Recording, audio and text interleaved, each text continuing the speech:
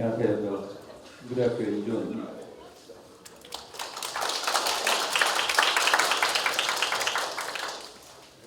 저희가 저녁 식사 전까지 한 5시 20분까지 토론을 진행하도록 하겠습니다. 저희 토론자들을 소개해드리기에 앞서서 간단하게 오늘 처음 오신 분들도 있고 또 오늘 저희 KIHS 수자원 토론 그동안의 경과 간단하게 말씀을 드리고 제가 한 5분 정도 시간을 쓰도록 하겠습니다. 저희가 2021년에 처음 시작했는데 그때 이제 저희들의 캐치프레이즈는 데이터로 여는 수자원의 미래. 굉장히 거창하지만 나름대로 아마 이번 토목학회지에 특별호로 저희 수자원 기술원의 이 토론과 관련되어 있는 성과가 특별호로 이렇게 게재가 되는 걸로 알고 있습니다. 수자원 조사 기술원과 또 오늘 인상 말씀을 오신 수자원 학회와 공동으로 해서 지난 5년간 많은 성과 그리고 토론의 장이 있었습니다. 처음 시작할 때 한 15명, 20명으로 이렇게 참석자가 시작됐는데 오늘 뵈니까 늘 한 100여 명이 넘는 많은 분들이 참석을 해서 자리를 빛내주시는 것 같습니다. 저희들이 단순하게 토론만 하는 게 아니고 저희 포럼에서 정해진 주제를 가지고 많은 토론과 또 이 피드백을 받고요. 그런 것들이 또 수자원 조사 기술원의 연구에도 또 다시 활용이 되고 또 해외 수자원 학자들을 또 초청을 했으니까 작년에 이어서 올해도 했죠. 작년에는 일본의 프릭스에서 오셨고 올해는 미국의 USGS, 그다음 플로리다 워터 서베이 스테이트 거기서도 왔었고 그다음 콜로라도에서도 오시고 이렇게 해서 좀 저변을 굉장히 확대하고 있는 것 같습니다. 또 새로 오신 우리 이영기 원장님을 모시고 국제적으로 좀 어벽을 넓히고 관계를 넓히는데 굉장히 큰 성과를 내고 있는 것으로 보고 있습니다. 그리고 저희 수자원조사 기술원이 이 단순한 포럼을 갖다가 개최하고 이런 것들로 직원들한테 이렇게 어떤 피드백을 준다기보다는 제가 보기에는 한국수자원조사 기술원의 어떤 소통의 창구인 것 같습니다. 매체로서의 역할을 하고 있고 올해가 5년 차이지만 남은 5년 후에 10년쯤 되면 10주년을 기념하는 큰 행사가 있을 것으로 생각을 하고 이 수자원 조사 기술원의 포럼이 앞으로 좀 크게 발전을 할 수 있도록 원장님도 많은 지원 부탁드리고 여기 참석하신 분들 많은 지원 부탁드리겠습니다. 우선 제 생각에는 맹 교수님부터 이렇게 진행해서 이충재 박사님으로 가는 그런 순서를 택해 보겠습니다. 네, 오늘 이렇게 불러주셔서 대단히 감사합니다. 오늘 발표 내용을 쭉 들어보니까요, 굉장히 제가 지금까지 해왔던 것들을 다시 한번 생각하게 되는 그런 자리가 되어서 굉장히 좀 감회가 깊었습니다. 오늘 발표하신 내용을 들으면서 제가 제안하는 부분도 있지만 과거의 어떤 좀 기록에 남을 만한 어떤 그 이벤트를 좀 몇 가지 말씀 좀 드리고자 합니다. 그리고 토론을 보통 토론하기 전에 제출하려고 하는데 10일까지 내라고 그래서 굉장히 기분이 좋았었습니다. 그래서 제가 이거 뭐 이상한 거 아니겠지 다시 한번 확인도 했는데 10일이지 맞더라고요. 네. 먼저 그 4대강 사업 하던 당시에 2010년도에 당시 국토부에서 수문조사 100년사를 발간한 적이 있거든요. 그때 저는 집필진으로 참여를 했었었는데 그 당시 제가 기억하기로는 그때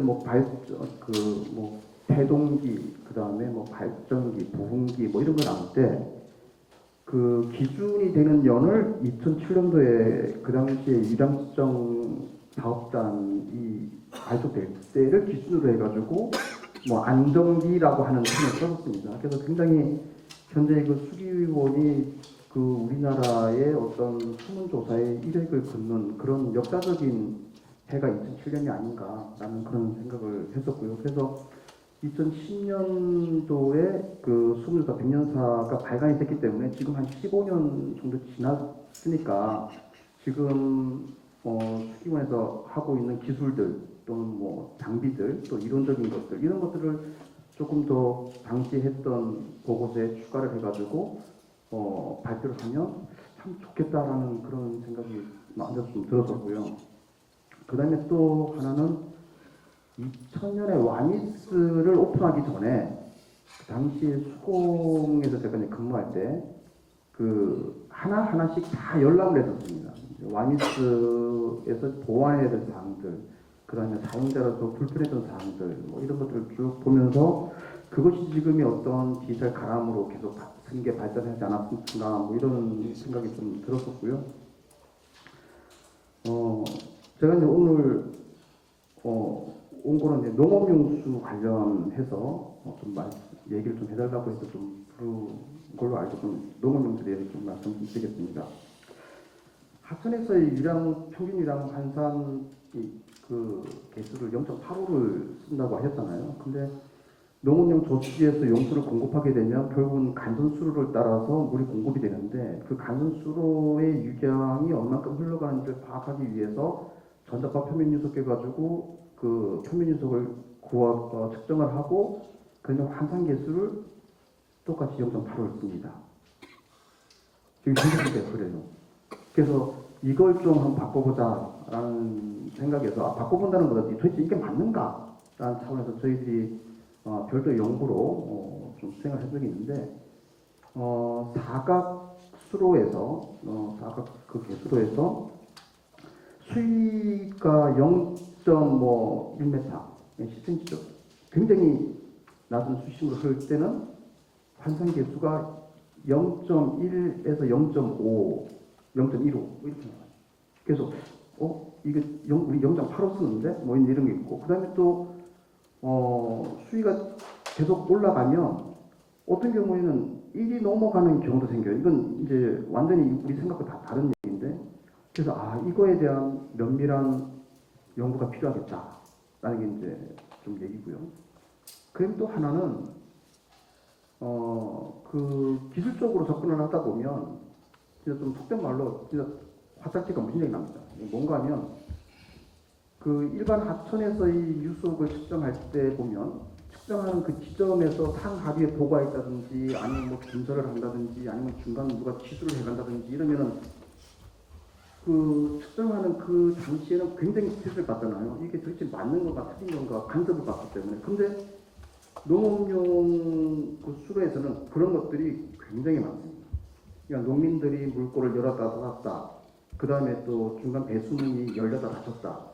그 다음에 중간 실수를 해가지고 파이프 집어넣어서 농민들이 막 물 끌어가는 거죠. 그거 별 양이 아닌 것 같은데도 굉장히 힘듭니다. 그래서 몇 년 전에 그 수공에서 지금은 뭐 이름이 뭔지 잘 기억은 안 나지만 당시에 뭐 도사터라고 하면은 거기서 농업용수의 어떤 수요량, 공급량에 대해서 좀 이해도를 높이기 위해서 좀 설명을 해달라고 해서 1시간 반 정도를 어려운 얘기를 한 적이 있습니다. 했더니 이해가 잘 안 된다 그러시더라고요. 그래서 아니 1시간 반에 이게 이해가 되면 참되시지 이게 도대체 좀 그렇지 않느냐. 그래서 다음에 기회가 되면 왜 농업용수의 공급량을 산정하기가 계측하기가 힘든지를 제가 얘기를 해드리겠다. 그래서 추기원에서도 혹시 원장님 필요하시면 제가 가서 좀 왜 이런 문제가 생기는지랑 좀 자세히 좀 말씀드리도록 하겠습니다. 자, 그래서 그런 문제점들이 있다라는 거고요. 그나마 이제 희망적인 거는 유승환 교수님께서 말씀하셨지만 실태조사라는 걸 통해서 전국을 권역별로 해서 70여 개 저수지를 대상으로 공급량을 지금 모니터링하고 있습니다. 그래서 그 자료들이 아마 내년, 후년이 지나면 아마 정보 공개 청구를 하면 이제 밖으로 나오지 않을까라는 생각이 듭니다. 그래서 그러한 노력들을 하고 있습니다. 그래서 제가 농어촌공사에 대한 무슨 얘기를 하는가 하면은 통합물 관리를 하면서 좀 너무 오래 한 건가요? 네. 통합물 관리를 하면서 생활용수, 공업용수, 농업용수에 대한 관리를 하면서 생활용수는 어느 정도의 계량이 되고 그다음에 컨트롤이 가능한다고 생각하고 있지만 농업용수 같은 경우는 좀 그렇지가 좀 않다. 근데 통합물거래 차원에서 문제가 되면은 농업용수가 정책이 쓰기 딱 좋은 여건이다. 그래서 지금 우리가 이렇게 계측 안 하고 잘 안 하고 그 다음에 시스템 잘 안 만들고 데이터 달라고 하는데도 못 주고 또는 안 주고 이렇게 하면 이거 나중에 우리가 다 덤태겠습니다. 그래서 이거 농식품부에서 돈을 들여서라도 계측 업무는 지속적으로 해야 됩니다. 틀리든 맞든. 그리고 그거를 제공을 해야 됩니다. 제공을 해서 외부에서 들어오는 비난을 겸허히 받아들이고 지속적으로 개선해 나가는 역할을 해야 됩니다. 그래야 진정한 통합 물관리가 됩니다라고 저는 얘기를 하고 다니고 있습니다. 그래서 불과 통합 물관리가 됐던 2019년도에 비하면 지금 한 6년 정도 시간이 흘렀는데요. 그 당시에 비하면 지금 농업용수와 관련된 어떤 계측의 업무는 굉장히 큰 발전을 했다라고 이 자리에서 감히 좀 말씀드릴 수 있습니다. 이 외에 나머지 사항들은 그런 부분에 제가 서면으로 작성을 하도록 하겠습니다. 농업용수 분야는 우리 수자원조사기술원 같이 전문적으로 계측을 하는 그런 기관이 별도로 있지는 않죠. 오기창 회장. 예, 한국하천협회 회장을 맡고 있는 오기창입니다. 그러니까 기후위기 대응 물관리를 위한 수원조사 확대에 토론자로 참여하게 돼서 굉장히 기쁘게 생각합니다. 그 이유는 제가 국가물관리위원회 자문을 하면서 이렇게 하나 작성한 큰 과제가 있는데 그 과제가 이제 수자원조사 확대하고 굉장히 큰 밀접한 관계도 있을 것 같기도 하고 또 그렇게 작성한 것들이 사라질 위기에 처했었는데 오늘 이렇게 공개할 수 있게 돼서 상당히 기쁘게 생각합니다. 먼저 이제 전반적인 의견을 한번 말씀드리면은 우리 김태훈 교수님 발표하신 것 중에서 이제 하천 왜 지방하천에 주로 피해가 발생하는가? 뭐 당연한 얘기죠. 지방하천의 제방정 비율은 50% 이하니까 당연한 결과가 아닌가. 또한 2020년도 이후에는 중앙정부에서 지방하천 정비 사업에 국고 50%, 지방비 50% 매칭 사업이 없었거든요. 그것도 굉장히 큰 이유 중에 하나고. 그래서 일부 시도를 제외하고는, 일부 시도라고 하는 것은 경기도하고 경상북도 정도, 광역시 빼고, 그 정도를 제외하고는 하천 정비에 대한 예산 편성이 저조한 결과가 아닌가 이렇게 생각합니다. 또 하나는 이제 결론적으로 우리나라 하천 관리의 가장 큰 중요한 문제는 구간 관리에 있는 거거든요. 그러니까 국가하천, 지방하천, 소하천으로 나눠서 관리하고 있다. 한 물은 상류부터 하류까지 흐르는데 그게 우리나라 하천의 가장 큰 문제입니다. 그 문제의 원천이 우리가 하천법이 1961년도에 12월 30일경에 제정이 됐는데 그때 이제 그 하천법이 조선 총독부 하천법도 시작해서 일본의 하천법을 많이 참고를 해서 만들어졌는데 그때까지도 일본의 하천법도 구간관리였어요. 걔네들도.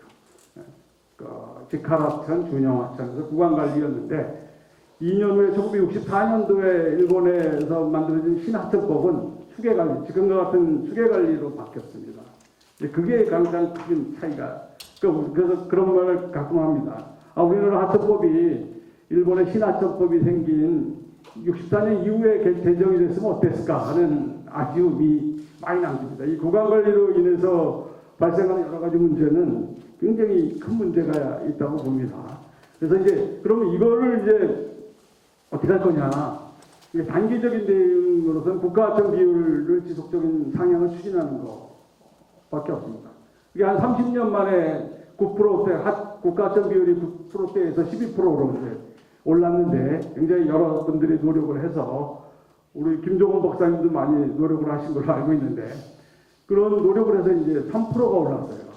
3%가 올랐는데 이런 것들이 지속적인 추진이 앞으로 계속 필요하고 또 하나 중요한 거는 우리 조은철 교수님 청와대 수해방지대책기획단에도 계셨었지만은 예방사업비와 복구사업비 비율을 선진국 수준인 예방사업비를 70%, 복구사업비를 30% 수준으로 상향하는 것이 무엇보다 더 중요합니다. 이런 것들과 단기적으로 이렇게 추진을 하고 장기적으로는 일본의 하천 관리인 수계 중심 관리로 하천법 개정이 필요하다고 봅니다. 이거는 상당히 중장기적으로 추진해야 할 문제고 그래서 지금 현재 일본은 국가하천 관리 하천이 67% 정도 선입니다. 우리나라도 아마 그 정도 선까지는 국가에서 직접 관리하는 체계를 만들지 않고서는 계속적인 문제가 발생하리라고 생각을 합니다. 두 번째 우리 이신재 박사님이 말씀하신 거에서 이제 이 하천 관리는 뭐 딴 것도 마찬가지지만 이제 조사, 계획, 설계, 시공, 유지 관리 선순환 체계를 구축하는 것이 상당히 필요한데 그 중에서도 이 수문조사 개선은 가장 중요하다고 보죠. 우리 뭐 몇십 년 전부터 얘기해온 것들이죠. 그래서 이제 그리고 또 하나 제시해 준 게 홍수량 관측 지점 확대 이런 말보다는 요즘 이제 기후 위기 세대는 치수하고 이수 문제가 같이 발생을 하지 않습니까? 홍수하고 가뭄이 같은 연도에 발생하듯이 그래서 홍수량 측정 지점보다는 유량 관측 지점으로 바꾸는 게 좋겠다. 그래서 평상시 유속과 갈수시 유속을 좀 더 균형 있게 이렇게 측정하는 것이 굉장히 중요하지 않지 않을까 이렇게 생각을 합니다. 그리고 이제 과거에 이제 우리 본부자를 사용한 그 비접촉식 평균 유속을 산정했을 때, 그다음에 지금은 뭐 레이더나 영상 유속기를 가지고 비접촉식으로 표면 유속을 산정하게 됐는데, 이것이 이제 평균 유속 환산 개수를 어떻게 조속히 적용할 수 있는 방안들을 지금 사용도 하고 있거든요. 특히 소하천에는 지금 뭐 영상 유속계나 레이더 유속기를 써갖고 그거에서 0.8로 곱해갖고 유량 산정하고 있거든요. 그러니까 조속하게 기술을 해서는 이런 거에 대한 좀 안들을 초기에 사용할 수 있는 안들을 좀 제안하면 어떨까 하는 생각이 들고 여기서 하나 더 이제 조사원에서 좀 해주셔야 될 게 뭐냐면은 이게 수문학적인 측면에서 이제 그 뭐 수위하고 유량 측정 굉장히 중요하죠. 그렇지만은 이 하천 관리에서 또 핵심은 수위에 있거든요. 그러니까 수위를 산정하는 데서 가장 중요한 파라미터가 조도 개수거든요.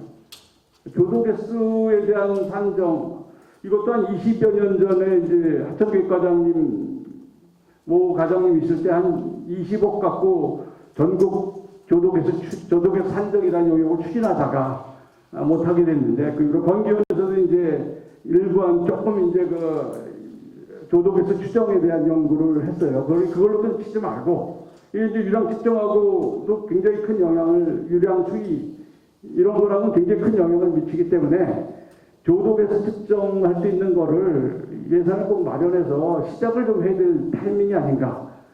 하천계획에서 제일 중요한 게 조도개수인데 조도개수에 대한 그 논의가 아무것도 없거든요.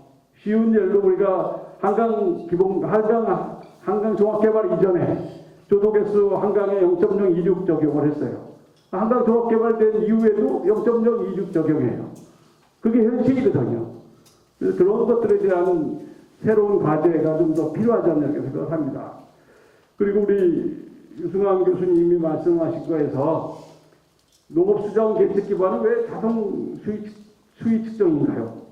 자동 유량 측정은 불가능한가요? 뭐 이런 의문을 한번 던질 수 있고요. 그 다음에 월순환 모니터링에서 농업용수 회기율에 대한 합리적인 지표가 좀 나오기를 바랍니다. 이게 이제 수자원 계획을 수립하는 데서의 회기수를 뭐 65% 적용하느냐, 60% 적용하느냐, 50% 적용하느냐 이런 것에 따라서 굉장히 많은 변화가 있을 수 있습니다. 그래서 이제 그런 것들에 대한 아마 연구도 하고 있는 걸로 알고 있는데 그 회기율에 대한 합리적인 지표가 필요할 것 같고 또 하나 중요한 거는 이제 농업용 저수지하고 일반 수공에서 관리하는 저수지 때마구의 운영 패턴이 다릅니다. 농업용 저수지는 관계시에 운영을 하고 또 들어오는 물을 뭐 최대로 뭐 보내기도 하고 그런 패턴이 틀리거든요. 이해를 일반 수자원을 계획하는 사람들이 이해를 못하는 패턴들로 지금 농업용 저수지가 운영되고 있거든요.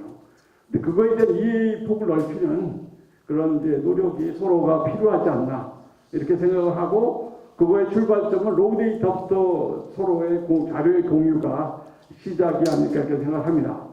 마지막으로 이제 우리가 효율적인 물관리 또는 기후대응을 위한 물관리 이거를 하기 위한 가장 기본적인 것이 뭐냐면은 국가통합 실시간 물관리 시스템을 도입을 하자는 겁니다.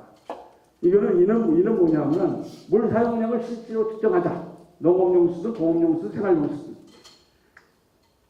할 수 있다고 그러더라고요. 할 수 있다고 하고 그 다음에 또 이거를 한 번에 뭐 모든 걸 다 측정할 수는 없으니까는 단계별로 계획을 세워서 사용량을 측정을 해야 될 것 같고 측정을 실제로 사용량 베이스로 가야지 실시간 사용량 베이스로 가야 된다는 거 하나. 두 번째는 하천의 주요 지점의 실시간 유량 데이터. 댐 및 저수지의 실시간 데이터 이런 것들이 있어야지만이 물 관리가 효율적인 물 관리가 되는 거거든요. 지수, 이수, 환경 모든 측면에서 그게 안 돼 갖고는 그러니까 우리나라가 그게 안 된 가장 큰 이유 중에 하나가 물이 사실 풍부해서 그렇거든요. 물이 부족한 뭐 우즈베키스탄 이런 데 가보면은 거기 뭐 10년 전에 가봐도 그 상황판 같은 데 보면은 여기에는 물이 지금 몇 CMS 흐르고 있고 그게 몇 CMS가 날버전돼서 이 중앙으로 들어오게 있고 이런 것들이 실시간으로 나타나요. 표시가 됩니다. 그래서 야 우즈베키스탄 되는데 우리는 왜 안 되냐 곰곰이 생각해 봤더니 물이 너무 풍부하기 때문에 그런 게 아니거든요. 그렇지만은 지금 기후위기 시대라는 게 뭐예요? 시간적인 공간적인 불균형이 핵심 아닙니까? 그런 걸 해소하려면 실시간 물관리 시스템이 가야 된다는 거죠. 그게 뭐 10년이 걸리든 20년이 걸리든 노력을 해서 가야 된다. 장기적인 지표로 갖고. 그래서 제가 이제 이게 지금 배포되는 줄 알았더니 배포가 안 돼 있어갖고. 그래서 거기에 대해서 뭐 현황 및 필요성, 그 다음에 이제 외국의 사례는 어떤지, 우리나라 지금 어떻게 추진 내용들은 어떤 것이 필요할지, 예를 들어서 뭐 하천수 사용 시설 관리 강화 및 사용량 실측 방안, 뭐 하천수 실시간 계측을 통한 하천 관리 고도화, 뭐 국가물정보 통합관리 시스템 구축 운영, 뭐 이런 것들을 이제 국가물관리위원회 정책분과위원이랑 이제 협의를 하면서 제가 이렇게 만들어서 제안한 과제인데, 이런 과제들을 특히 수자원조사 기술원이나 아니면은 우리 수자원정보센터에서도 좀 유심히 좀 보셔갖고 이게 돼야지만이 우리가 현재 발생하는 많은 문제들, 예를 들어 댐을 짓더라도 지금 댐이 물이 필요하다고 용인에 삼성의 반도체 공장 짓는데 물이 얼마 필요하다. 이런 것들도 데이터베이스로 데이터에 기반한 것으로 얘기를 해야지. 거기 깨끗한 물이 필요하기 때문에 양구에다 댐 지어갖고 물 가져와야 된다. 이런 논리는 안 된다. 모든 것이 지금은 이제 또 AI 시대에서 데이터 제일 중요하지 않습니까? 이런 것들이 데이터 기반으로 한, 실측된 데이터 기반으로 한 그런 대국민 설득이나 그런 거에 대한 필요성들이 나와야지. 그렇지 않고는 이게 굉장히 해결하기 어려운 문제거든요. 그게 큰 돈 안 들이고도 아주 잘할 수 있는 분야라고 생각을 하거든요. 그래서 이런 문제에 대해서 한번 우리 원장님도 계시고 센터장님도 계시니까는 이런 문제에 대해서 좀 관심을 좀 가져주시면 좋고, 이 자료들을 아마 이렇게 전달드릴 예정이니까는 관심 좀 많이 가져주셨으면 좋겠습니다. 네, 감사합니다.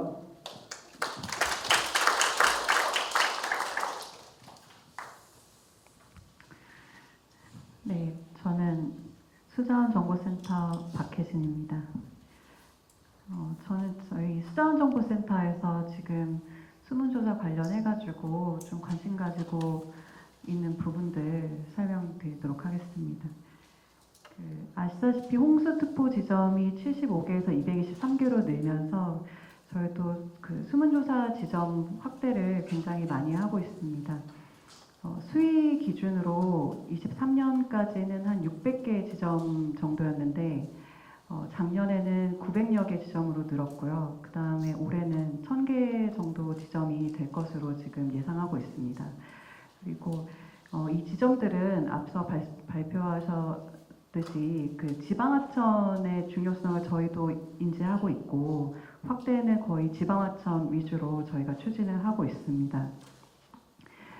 저희 기존에는 저희 기후부, 그러니까 참고로 저희 환경부가 올해 10월부터 이름이 기후에너지 환경부로 바뀌었고 약칭이 기후부가 됐습니다. 저희 기후부뿐만 아니라 기존에 수자원공사 그리고 농어촌공사, 한수원 같은 기관에서 수문조사를 했었는데요. 요즘은 행안부가 이제 좀 국비를 줘서 지자체에서 소하천에 대해서도 유속을 측정하고 있고, 그다음에 산림청에서도 산지 계류에 대해서 또 유속계를 설치하고 있는 것 같이 좀 수위 유량을 중심으로 수문 조사가 확대가 되고 있습니다. 저희는 이런 확대된 수문 자료를 모아서 서비스하기 위해서 관계부처랑 국가 수문조사망에 포함시키기 위해서 지속적으로 관계기관과 협의를 하고 있는데요. 이런 자료의 좀 정확도를 높이고 함께 모아서 이제 여러분들이 쓸 수 있도록 서비스를 하기 위해서는 사실 품질 관리가 굉장히 중요합니다. 근데 지금 현재는 조사망의 확대에 조금 더 포커스가 되어 있고 품질 관리는 그동안 사실 조금 뒷전으로 밀려났던 것도 사실입니다. 저희가 이런 품질 관리를 하기 위해서 그 수문조사 기기를 설치하고 유지하고 또 조사 방법, 그 다음에 자료는 어떻게 품질 관리를 하는지에 대한 것을 담은 수문조사 매뉴얼을 가지고 있는데요. 이 매뉴얼이 2004년 건설교통부 시절에 제정이 된 매뉴얼입니다. 근데 그 선배 공무원들이 굉장히 잘 만드셨는지 사실 2004년에 제정된 이후로 한 번도 개정이 안 된 것이 사실입니다. 근데 앞에 이제 그 발표해 주셨다시피 요즘은 또 예전과 다르게 수문조사망이 많이 확대되면서 좀 현황이 많이 바뀌고 있는데요. 특히 비접촉식 유속 장비가 굉장히 많이 확대되고 있는데 이 비접촉식 유속 장비는 아직 불확도 산정 기준이 없습니다. 그래서 저희가 이 불확도 산정 기준에 대해서 24년부터 26년까지 R&D를 하고 있고요. 그 다음에 그 20년간 잘 만들어진 그 수문조사 매뉴얼을 다시 더 좋게 개정하기 위해서 올해 초안을 지금 만들어 놓은 상태고 내년에는 이 초안을 바탕으로 관계기관과 전문가들 의견 수렴을 해서 개정을 할 예정에 있습니다. 또 두 번째는 그 수문조사 기기 검정인데요. 사실 모든 수문조사 기기는 수자원법에 따라서 주기적으로 검정을 하고 검정을 해서 정확도와 정밀도를 높여야 품질 관리가 됩니다. 근데 전통적인 수문조사 기관 같은 경우에는 검정의 중요성을 잘 알고 있지만 새롭게 지금 유속 측정 장비를 설치하는 지자체라든지 산림청 같은 경우에는 검정이 있는지조차 모르고 있는 것도 사실입니다. 그리고 이 검정 제도 같은 경우에도 오랜 기간 동안 사실 좀 손보지 않은 것도 좀 문제점으로 저희는 인식하고 있는데요. 그동안 건설기술연구원하고 수자원조사기술원이 수문조사기기 검정기관으로 지정이 돼서 열심히 검정을 해주셨습니다. 근데 이 현재 갖고 있는 검정 인프라로는 굉장히 지금 확대되고 있는 수문조사 기기 검정 물량을 모두 다 소화할 수 없기 때문에 사실은 전문 전담 기관을 설립을 할 필요성을 저희가 느끼고 있고요. 또 ADCP나 그 전자식 유속계 같은 경우에는 기존의 기계식 유속계의 검정 방법을 준용해서 기기 검정을 하고 있지만 이 맞춤형으로 검정하는 방법에 대한 연구를 사실 진행된 적이 없는 것도 사실입니다. 그래서 저희 수자원정보센터에서는 수문조사망의 확대도 중요하지만 품질관리의 중요성을 굉장히 많이 느끼고 있고 검정 방법의 연구라든지 전담 기관의 설립에 대해서 내년에 굉장히 중점적으로 검토해 나갈 예정입니다. 이상입니다. 네, 그 마지막 그 토론자로 진행하게 된 한국수자원조사기술원 기획경영본부에서 근무하고 있는 이충대입니다. 오늘 이렇게 기후위기 대응 물관리를 위한 수자원조사 확대 주제로 한 KITX 수자원 소프트폼에 수자원 전문가들이 많이 참석해 주셔가지고 대단히 좀 감사의 말씀을 좀 우선 드리겠습니다. 그리고 또 앞에 먼저 네 분께서 발표를 해주셔서 너무 좀 감명 있게 좀 내용들을 봤고요. 저는 그 발표 내용들과 같이 연계해가지고 저희 이제 수자원조사기술원이 앞으로 어떻게 나아가야 될지에 대해서 좀 간단하게 좀 말씀을 좀 드리도록 하겠습니다. 여러분 다 아시다시피 지금은 이제 계속 대부분들 이제 기후 위기 시대라고 하지만 이제 사실적으로 지금 집중호우라든지 가뭄 발생을 보면 기후 위험 시대라고 볼 수밖에 없는 상황이라고 좀 생각이 들었습니다. 그래서 데이터가 이제 단순히 이제 수집하는 체계에서 이제 국가 물 관리를 좀 지탱하기 위해서는 데이터의 아까 말씀한 대로 확장성이라든지 신뢰성이라든지 정확도가 굉장히 높아져야 된다는 상황들이 지금 단명하고 있다고 생각이 들었습니다. 그래서 오늘 첫 번째 발표해 주신 김태용 교수님께서 발표해 주신 내용을 보시면 아까도 말씀드렸지만 이제 국가하천에서 이제 지방하천들을 이제 국가하천으로 전환하는 그런 계획들이 계속적으로 진행이 되고 있는 상황이고요. 그래가지고 기존에 이제 국가하천 중심으로 이제 수위라든지 유량이라든지 이렇게 중심적으로 수문조사가 이루어졌다고 하면 아까도 말씀드렸지만 AI 홍수 예보가 도입되면서 지방하천들도 역시 홍수 대책들을 위해서 많이 확장되고 있는 상황인 것은 확실합니다. 그리고 또 한 가지 참고지로 말씀드릴 것은 수문 데이터가 이제 수익 유량뿐만 아니라 여러분도 다 아시다시피 유사량, 토양 수분량, 증발산량 다양한 자료들이 있습니다. 근데 이런 데이터에 대해서는 아직까지 좀 생산 자체가 좀 미비한 실정인 것은 사실입니다. 그래서 이런 것들에 대한 확대도 굉장히 좀 필요한 상황이지 않나라는 좀 생각이 좀 많이 들었고요. 또 하나는 이제 비하천 영역인 여러분 다 아시는 소하천이라든지 농업용수, 지하수 등에 대한 이런 수문 데이터의 연계성들도 아직까지는 많이 좀 이루어지지 않고 있는 부분들이 있습니다. 이런 것들에 대한 연계성도 좀 강화될 필요가 있지 않나라는 생각이 들었습니다. 그래서 물관리 이제는 이제 물관리 과학화가 아니라 사실적으로 데이터가 곧 물관리라는 좀 개념으로 전환될 필요가 있지 않나라는 생각이 좀 많이 들었습니다.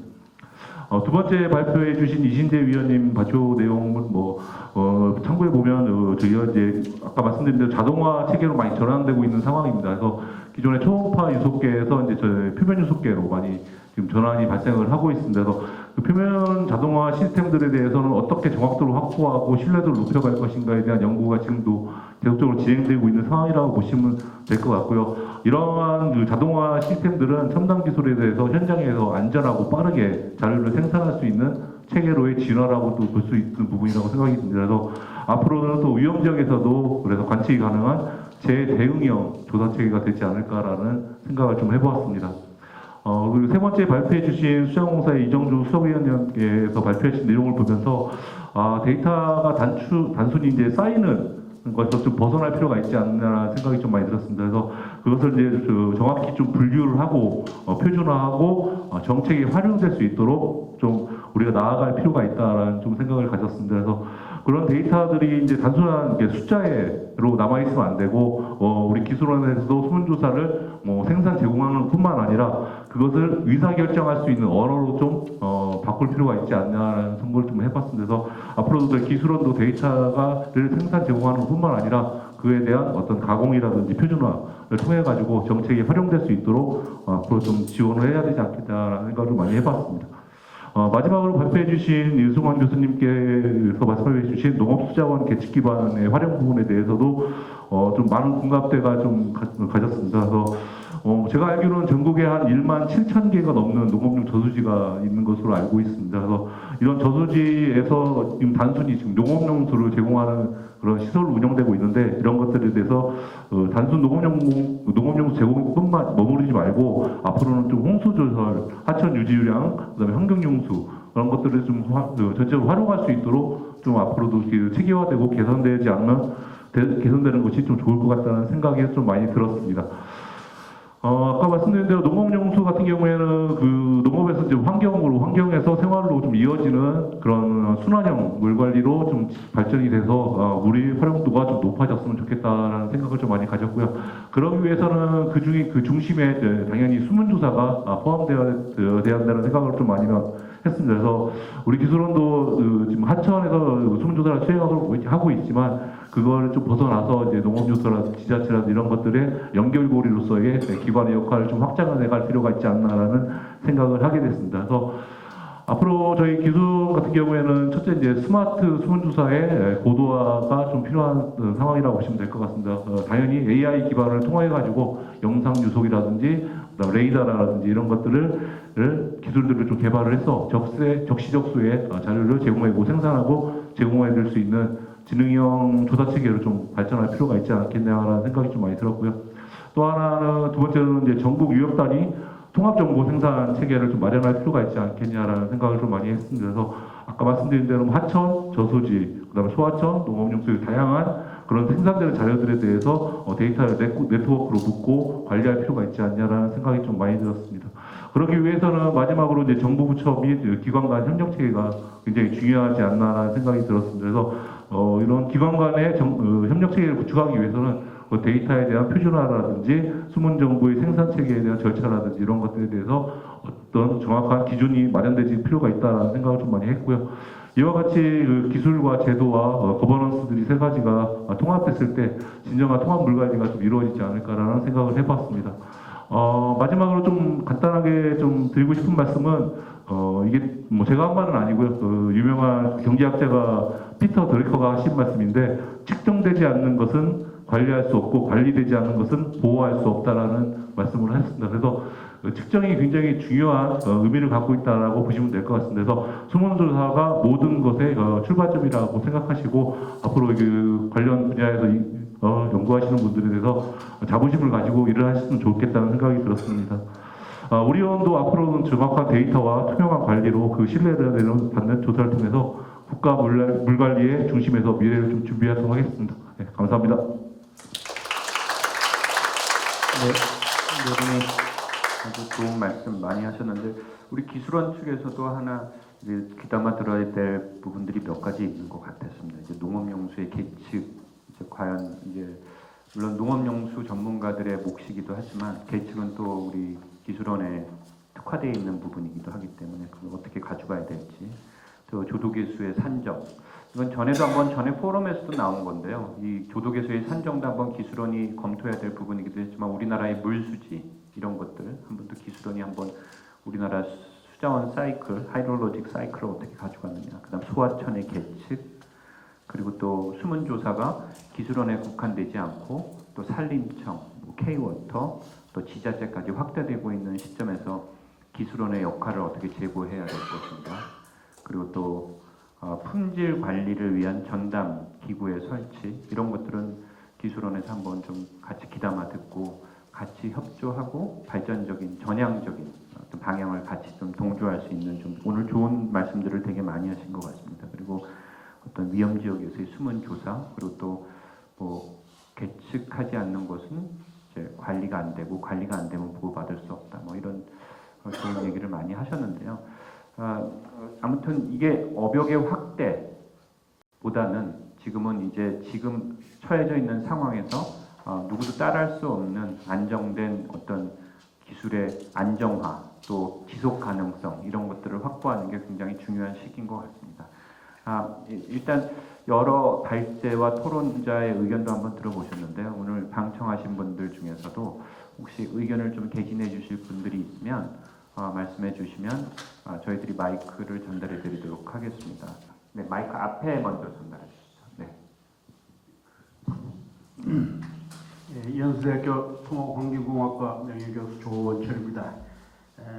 이 세미나 그리고 다음 주에 또 세미나가 있습니다만 우리나라에서 통합이란 말을 특히 정부에 계신 분들이 잘못 이해를 하고 계신 분들이 너무 많아요. 통합이 법률적으로나 제도적으로 기구적으로 하나가 되는 게 아니거든요. 여러분 이 관리 매니지먼트에서의 통합이라고 하는 것은 기능적 통합입니다. FIM이라고 해서 Functional Integrated Management예요. 우리가 우리 국방부에서 합동참모본부가 있습니다. 육해공군 해병대가 있어서 작전을 할 때는 각기 시간의 장소에 따라서 자기 역할을 다 함으로써 상륙작전이 완성되는 것과 같이 우리 물관리에서도 각 부처가 자기 역할을 하면서 전체적인 관리를 할 수 있는 거버넌스가 만들어져야 돼요. 우리 지금 통합하고 거버넌스를 지금 따로 혼돈해가지고 자꾸 기부적으로 행정적으로 제도적으로 하나를 만들어가지고 한 소나기에다 넣는 걸 지금 생각을 하고 있습니다. 우리 공직에 계신 분들 그리고 교수님들도 좀 넓게 자기 역할을 다 할 수 있는 기능적 통합이라는 말을 꼭 기억해 주십사는 부탁을 드리고 싶고요. 첫 번째 발표하신 우리 김태훈 교수님 말씀 잘 들었습니다. 우리나라의 실제 하천은 네 가지로 네 등급으로 나눠서 법제는 그렇지 않습니다. 네 등급으로 나눠서 관리되고 있어요. 국가하천이 있었고 지방하천이 있었고 그 다음에 저 산계곡에 있는 계곡천이라는 게 실제 있었어요. 제도적으로는 없었습니다만. 그러다가 중간에 소하천이라고 하는 것을 빠져 있어서 재난관리하는 입장에서 제가 90년대 중반에 소하천법, 우리 오기창 박사님도 다 도와주셨습니다만은 소하천법을 만들어서 소하천이란 말이 그때 생겼습니다. 90년대에. 그래서 지방 1급, 우리 이건 전부 하천 등급을 나눈 것은 수로 중심, 수로를 잘랐어요. 그게 일본식이었거든요. 근데 일본은 아까 오 회장님 말씀해 주신다면 이미 하천 유역 단위로 넘어갔습니다. 면적 단위로 넘어갔어요. 근데 우리는 거기에 대해서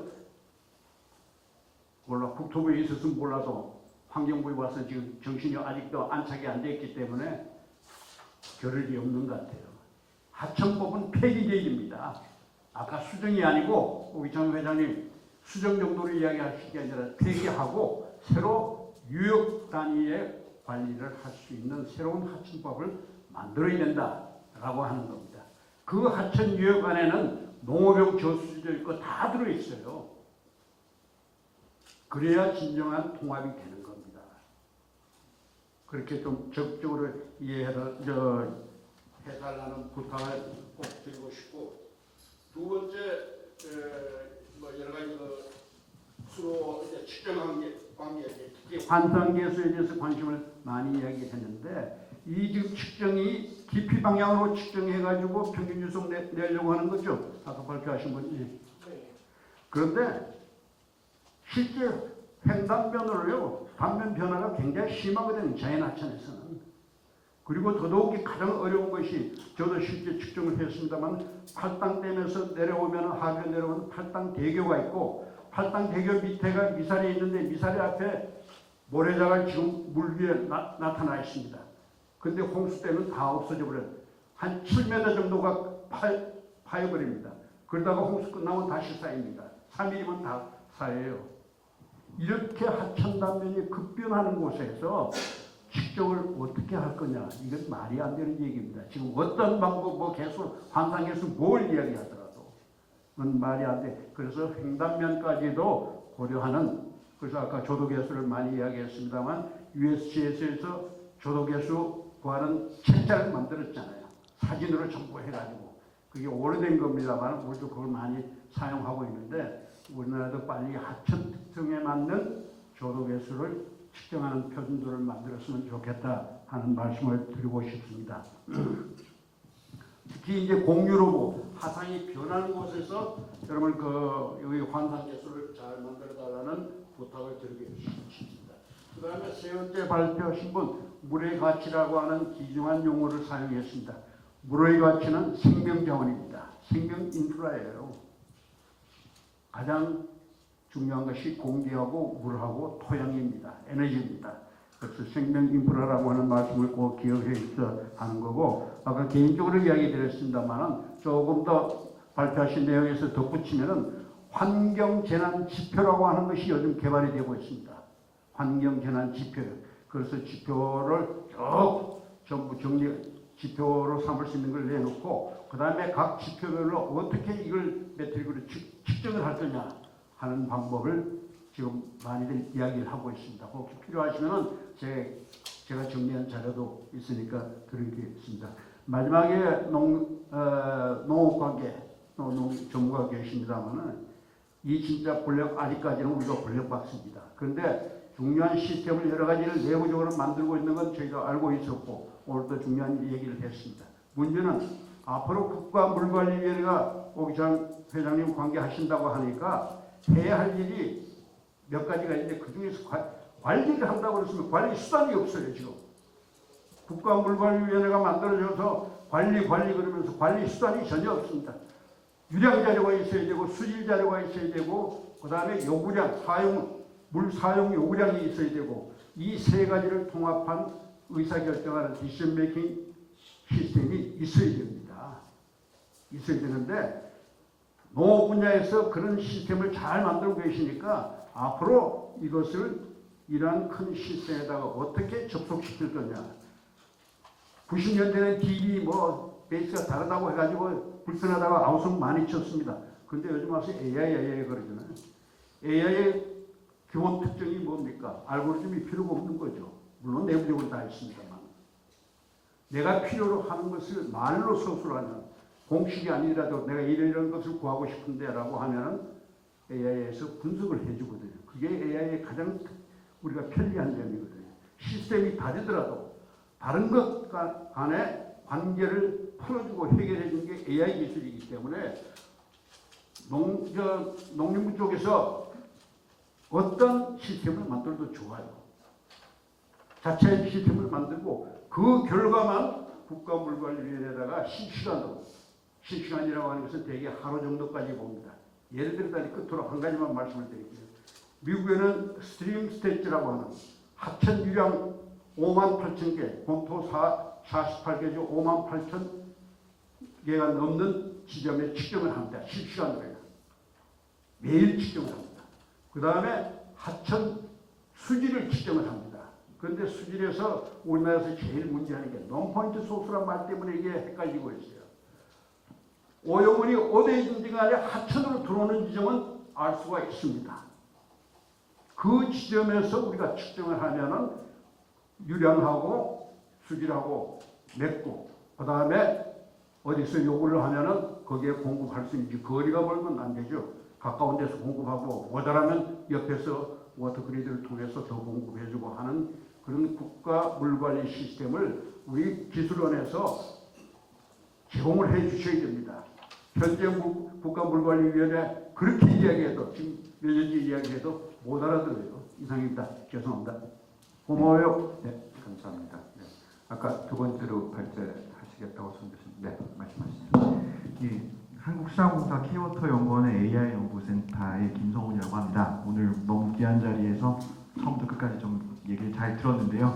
사실 빨리 질문하고 있었습니다. 조원철 교수님 너무 큰 틀에서 많은 말씀을 해주셔가지고 저는 좀 지역적인 얘기를 말씀을 드리려고 해요. 사실 이제 박혜진 센터님께서 말씀을 해주셨지만은 이제 저희도 이제 표준개발협력기관으로 검기원과 함께 수자공사로 들어있는데 저희도 회사에서 좀 보면은 저희가 유량조사라든지 수문조사에 대한 기술, 그러니까 ISO 표준에 대한 그 KS 부합화 쪽으로 저희가 위어 같은 거 담당을 하고 있거든요. 근데 그런 쪽보다는 사실은 어떤 그 기존의 환경부에서 하던 그 유해 물질이라든지 미량 오염 물질이라든지 측정 이런 쪽에 보면은 굉장히 투자나 그 연구가 많이 되고 있는 측면이 있는데 그런 측면에서 아까 박혜진 센터장님께서 그런 쪽으로 어떤 전문기관까지 설립을 해야 된다는 정도로 생각해 주신 거에 대해서 굉장히 반갑게 느낀 부분이 있었다는 거는 원래 생각지 않았던 부분인데 좀 말씀을 드립니다.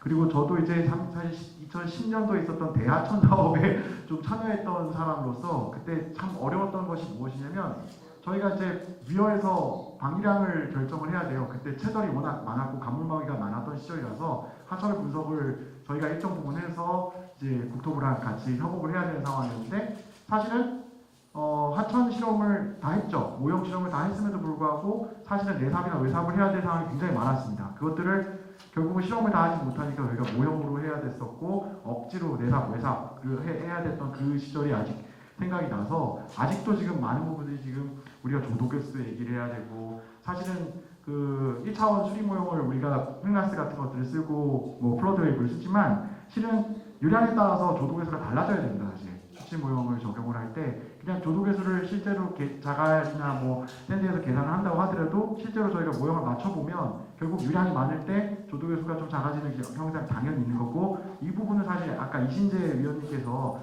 발표해 주신 부분이랑 되게 맥이 닿는다고 생각을 하고 있어요. 예. 그래서 좀 말씀을 드리면 그냥 제한사항입니다. 유량별 조도개수에 대한 판단도 실제 조도개수에 대한 것들을 오길창 전문의가 말씀해 주시고 조원철 교수 말씀해 주셨지만 실제 물리적인 상황뿐만이 아니라 그 물리적인 상황을 통해 가지고 저희가 그 수치적으로 예측을 할 수 있을 때 쓸 수 있을 정도로 가야 된다는 생각을 하고 있어요. 왜 그러냐면 우리가 2% 3% 결국 조사를 한다고 하더라도 그 사이에서는 보강해줘야 되는 부분이 필요하고 보강해주는 건 결국 저희가 수리 모형이나 수분 모형 활용을 해야 되는 것이거든요. AI까지 갈 필요도 없이 저희가 기존에 쓰던 수단을 써야 되는 것이고 그 수단을 쓸 수 있는 정확한 모정 자료를 만들어주기 위한 수단으로서 굉장히 조사와 실험이 중요하기 때문에 그 부분에서 좀 신경을 써주셨으면 좋겠다라는 생각이 듭니다. 그리고 또 말이 너무 길어지면 안 되니까 사실 이인재 위원님께 좀 여쭙고 싶은 부분이었는데 사실은 이제 제일 중요한 게 저희가 평균 유속을 어떻게 지표 유속으로부터 뽑아내냐는 얘기는 지금 사실 맹승기 교수님도 하셨고 조은철 교수님도 하셨고 하셨어요. 이중대 본부장님도 하셨고 사실 핵심입니다.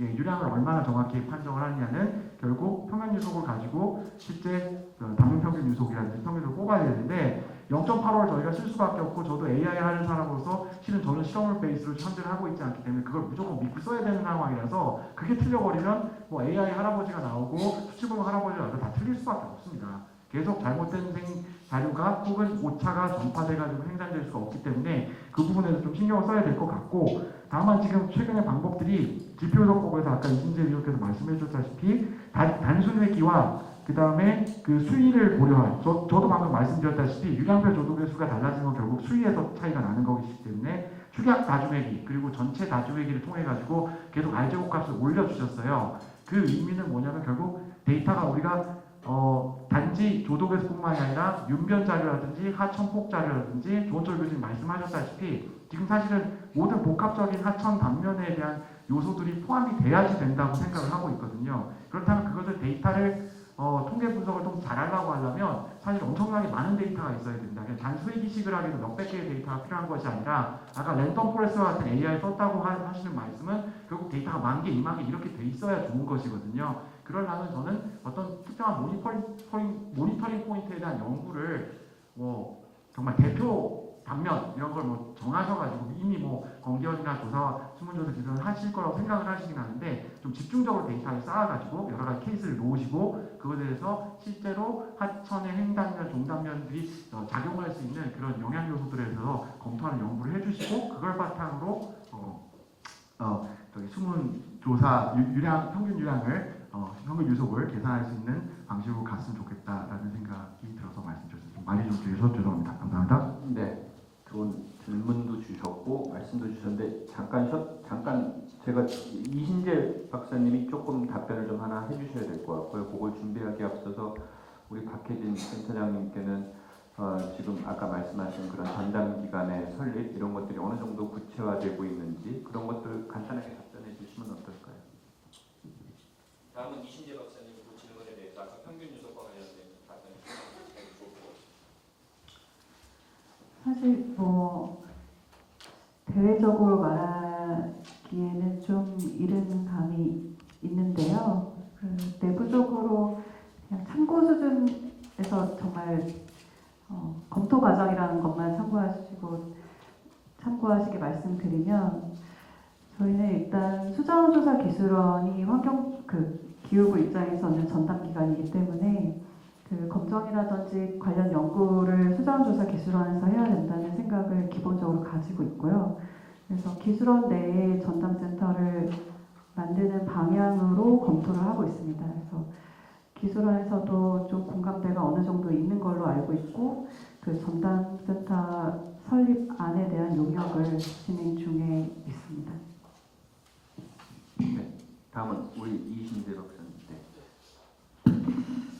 먼저 이제 환상계수 부분은 제가 이제 발표에서도 말씀을 드렸지만 여러 영향은 있지만 이게 지점 특성이 워낙 강하게 적용되는 겁니다. 아무리 여기서 뭐 가이드를 주더라도 그 가이드 가지고 그 지점의 특성을 어떻게 해결할 수 없는 부분이기 때문에 제가 먼저 말씀을 드리는 것은 대표적인 어떤 특성을 좀 고려해서 환상계수를 적용을 해야 된다는 것과 우리가 0.85라는 값을 썼을 때 어느 정도의 오차가 발생할 수 있는지 그 정도는 우리가 인지를 하고 이걸 적용을 해야만이 활용할 때도 그것을 인지하고 우리가 분석하고 활용할 수 있지 않을까 하는 것이 먼저 첫 번째로 제가 이제 환상계수에 대해서 좀 말씀을 드리고 어쨌거나 이제 그 부분에 대해서는 우리 아까 R&D가 진행되고 있으니까 어떻게든지 조금이라도 좀 더 최적화될 수 있도록 환상계수를 최적화해서 산정할 수 있도록 진행을 할 예정이 있고요.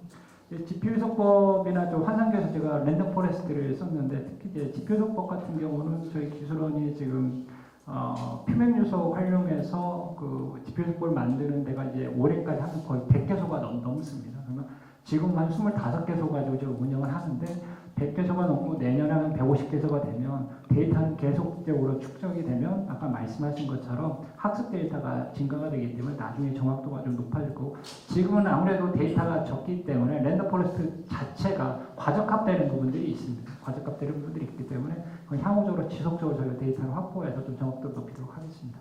네. 그 시간상 한 분 정도 더 의견을 들어보고요. 토론을 제가 좀 잘 마무리할까 하는데 한 분 정도 더 있을까요?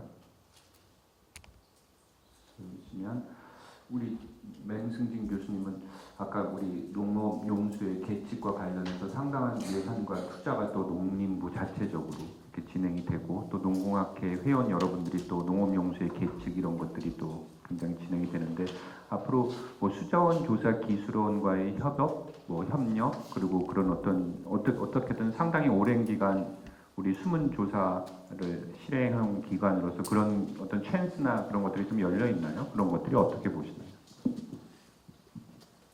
지금은 뭐 전혀 그런 부분에 대해서 생각은 하고 있지는 않은 상태고요.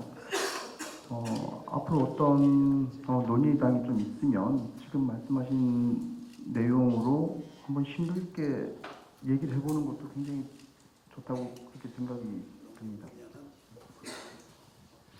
우문현답이었습니다.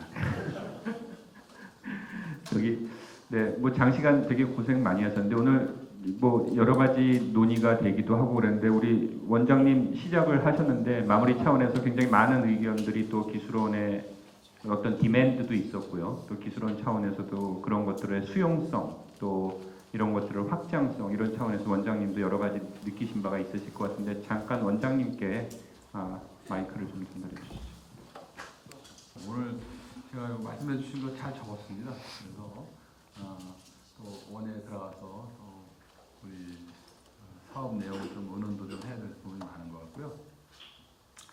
저는 우리 원이 아까 우리 오기찬 회장님도 말씀하셨습니다만 우리 원이 이제 유량을 되는 거는 우리의 이제 기초적인 거고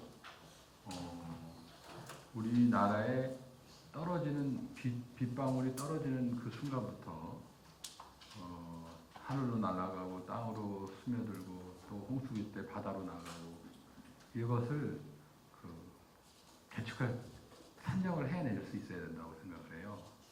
그것이 이제 유역 단위로 됐지. 유역 단위로 다 자기 맡은 지역에 내가 이 유량을 이 지점에 내가 이 포인트에 쟀는데 도대체 그 상류 유역에 물이 어떻게 흘러가고 있고 어떻게 날아가고 있고 어떻게 들어가고 있는지를 계산해낼 줄 알아야 된다. 그러려면 이제 갈 길이 멉니다. 이게 지금 우리 유량 빼고는 지금 재고 있는 게 많지 않아요. 증발산량도 많지 않고 데이터 통합이 안 돼 있고 토양수분은 이제 우리 연구 단계에 있고 그래서 제가 이제 그 모든 것을 좀 현재 그래서 저 꿈은 오늘 좀 교수님이 좀 우리 연구해 주시고 있습니다만 우리 고유의 우리 수자원조사 기술원의 고유 물수지 모델을 개발해내서 저희가 좀 그것을 좀 해보고 한 4년이 걸릴지 5년이 걸릴지 모르겠습니다만 하여튼 내년부터는 좀 촉발을 해드리려고 준비를 하고 있고요. 준비를 좀 같이 해야 될 것 같고요. 그 조도계수는 저희가 원래 올 연초에 우리 실장님들하고 참 많이 고민했었습니다. 근데 했는데 제가 우리 박혜진 센터장도 계시고 또 본부도 있어서 그 부분에 저희가 필요성은 너무 잘 알고 있어서 그 부분에를 좀 본부랑 의논을 해서 우리 원에서 좀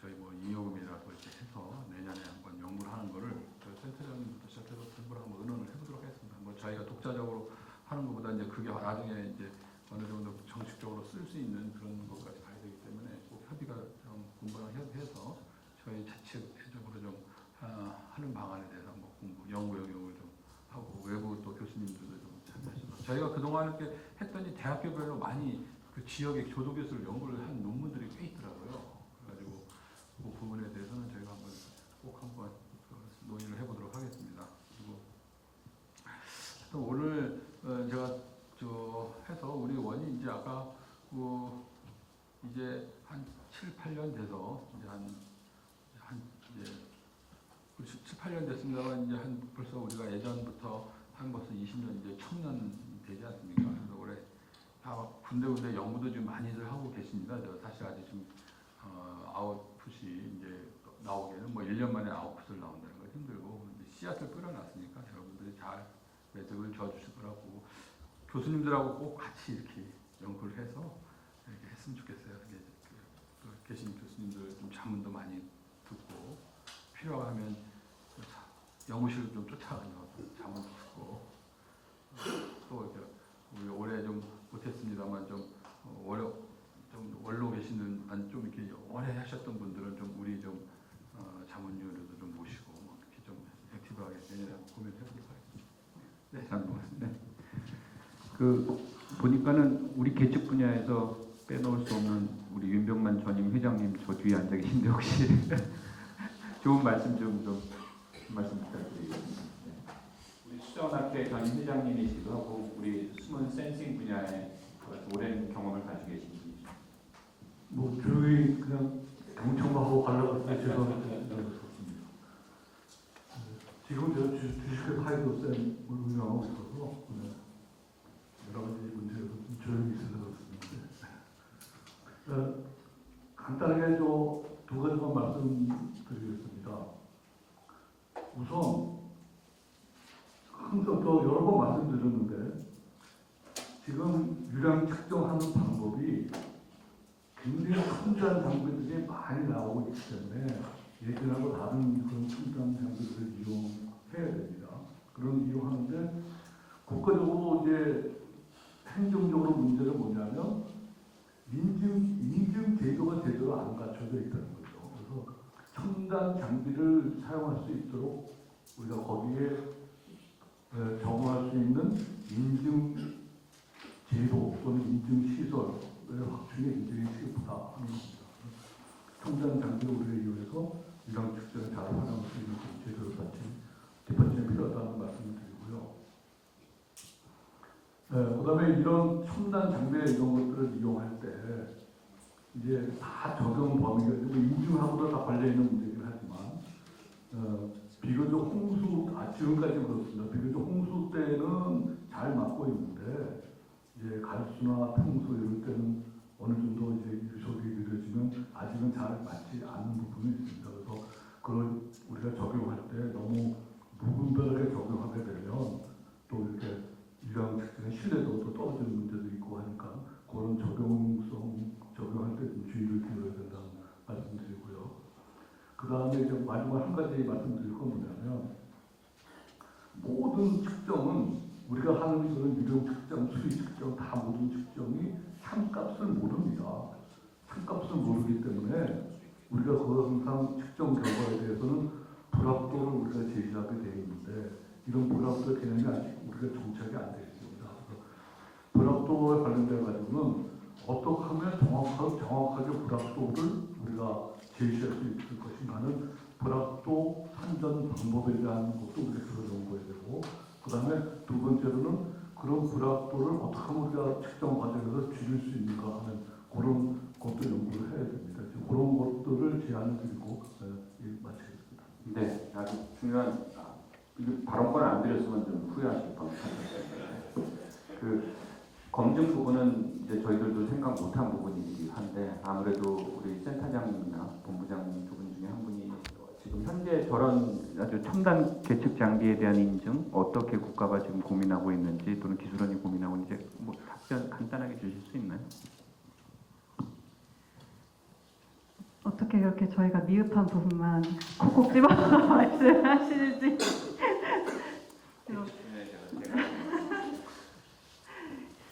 사실 기기 인증까지는 제가 아직 검토를 못했는데 사실 저희가 이제 측정 방법에 첨단 기기가 정확하게 명시가 안 돼 있는 것은 사실입니다. 첨단 기기가 명시되어 있지 않다 보니까 조사 방법이나 뭐 절차, 그다음 아까 말씀드렸던 검정, 기기 검정 이런 부분들이 굉장히 미흡한 실정인데요. 저희 그 부분을 굉장히 올해 상반기부터 고민하고 있고 연구를 포함해서 제도 전반에 대해서 고쳐야 되는 것들이 많더라고요. 그래서 그 부분은 올해 고민을 바탕으로 내년에 필요한 부분은 연구 용역을 하고 또 제도 법을 포함한 제도 개정을 하는 것을 준비하고 있습니다. 그리고 제 대답이 그 기기 인증에 딱 맞지는 않는 것 같은데 말씀하시는 기기 인증 부분도 어떤 부분인지 돌아가서 한번 살펴보도록 하겠습니다. 네, 34분이니까 적당히 이제 배가 고픈 시간이 된 것 같습니다. 제가 권한으로 오늘 토론회, 오늘 심포지엄 다 여기서 마치도록 하겠습니다. 장시간 수고 많으셨습니다.